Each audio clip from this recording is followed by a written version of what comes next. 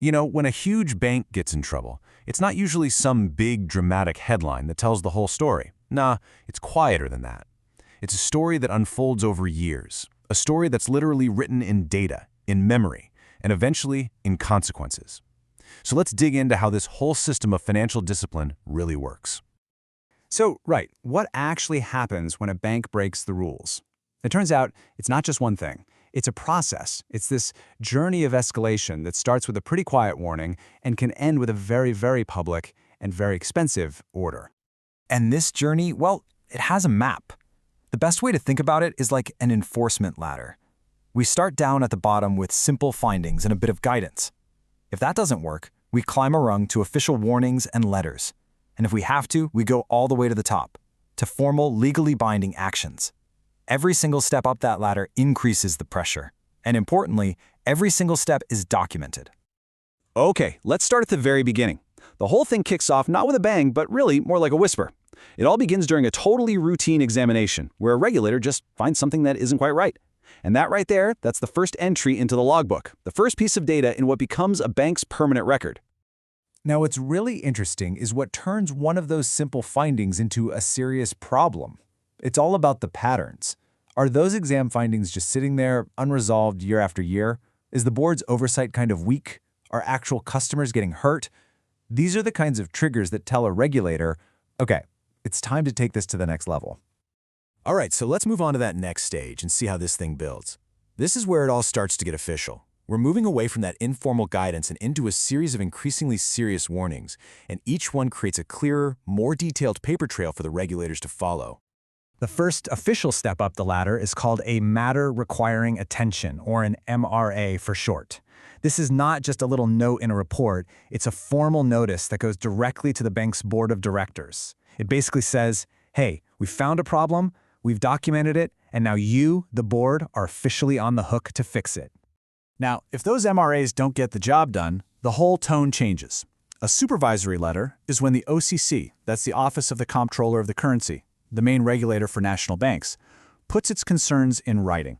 And this is way more serious. The regulator is basically saying, look, we told you about this, it's still not fixed, our patience is running out, and you are on a one-way path to formal action. And here we are at the very top of the ladder, formal actions.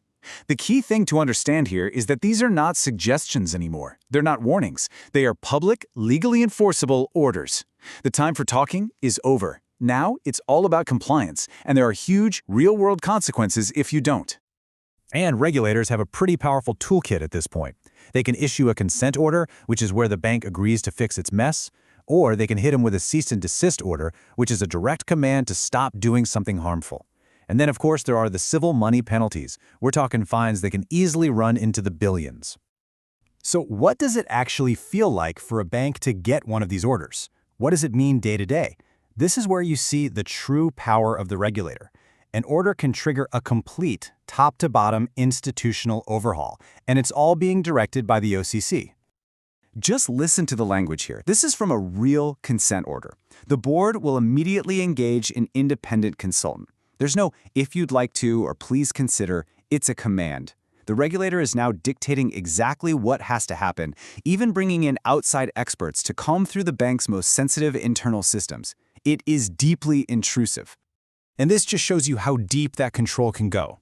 An order can force a bank to fire executives and appoint new ones, conduct massive independent audits, completely overhaul their data systems, pay back customers they've harmed, and, publicly admit what they did wrong. These are not suggestions. They are commands, with strict deadlines and constant oversight. Okay, so now let's zoom out for a second. Because every single one of these enforcement actions, from the smallest little MRA to the biggest fine, it's not just an isolated event. It's a data point. And when you start putting all those data points together over decades, you get this incredibly powerful history of risk. I mean, you can actually watch the financial system evolve just by looking at what the regulators were focused on. Right after the 2008 crisis, it was all about mortgage servicing and anti-money laundering. Then, the spotlight shifted over to consumer protection and fair lending. More recently, with everything going digital, it's all about cybersecurity and IT resilience. The enforcement data literally tells the story of our changing financial risks. And this is so important. Nothing is ever forgotten. Every misstep, every warning, every formal action gets entered into this vast institutional memory.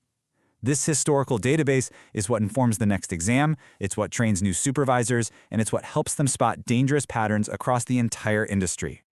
And that really brings us to the core idea of this entire system. Enforcement isn't just about punishing what went wrong in the past.